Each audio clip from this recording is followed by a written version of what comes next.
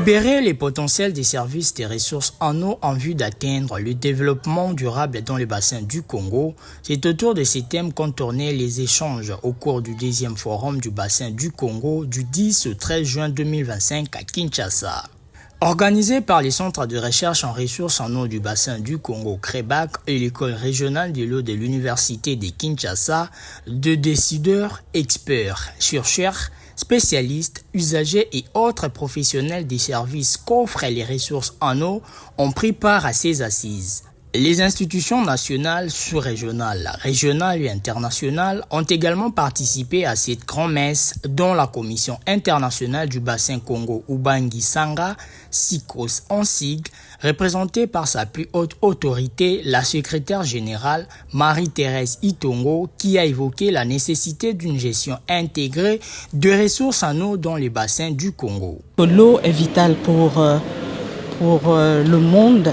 L'eau est vitale pour nous aussi, mais l'eau est vitale également pour toutes les activités que nous pouvons faire.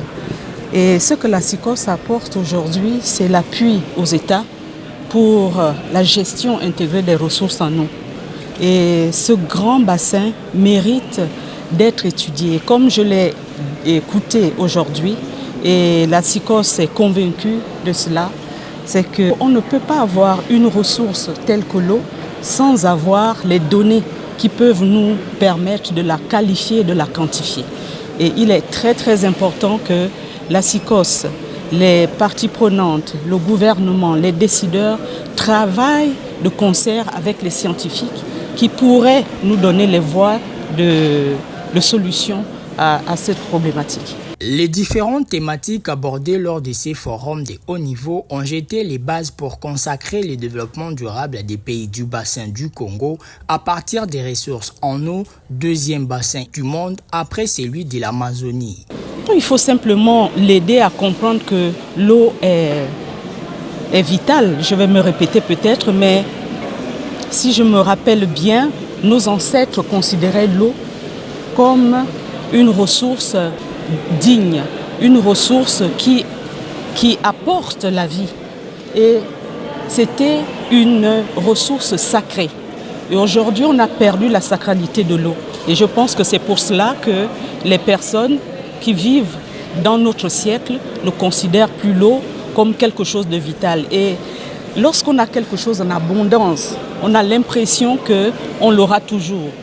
Donc je pense qu'il faut imprégner dès le bas âge la solution de l'eau comme une ressource vitale. Aujourd'hui, j'ai entendu que l'eau est vitale, l'eau c'est la vie, mais nous sommes composés aussi à 90% de l'eau. Si nous ne structurons pas notre eau qui est intérieure, nous ne pouvons pas comprendre comment structurer l'eau qui est extérieure et qui nous nourrit. À en croire les participants, ces forums organisés par les CREBAC et l'ERE, que dirige le professeur Raphaël Chimanga, est tombé à point nommé pour constituer un outil d'aide à la décision. Le bassin du Congo joue un rôle qui va au-delà de nos frontières. Pas seulement de l'Afrique, mais aussi un rôle global dans l'atténuation des effets du changement climatique.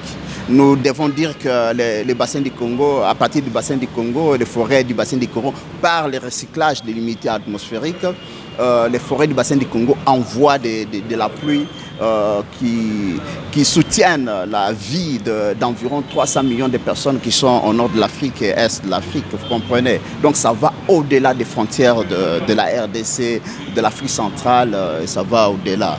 Donc c'est qu'il est important, il y a actuellement beaucoup de personnes, beaucoup de chercheurs qui travaillent sur les questions du bassin du Congo. Il était important de pouvoir aussi les inviter, qu'ils viennent nous partager leurs expériences, les résultats de leurs recherches.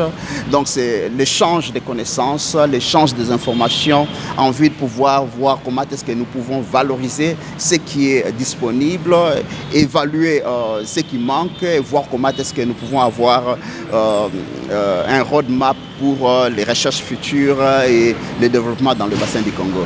Paris gagné donc pour les CREBAC et l'école régionale de l'eau. Les rendez-vous est pris pour la 3e édition du forum en 2027.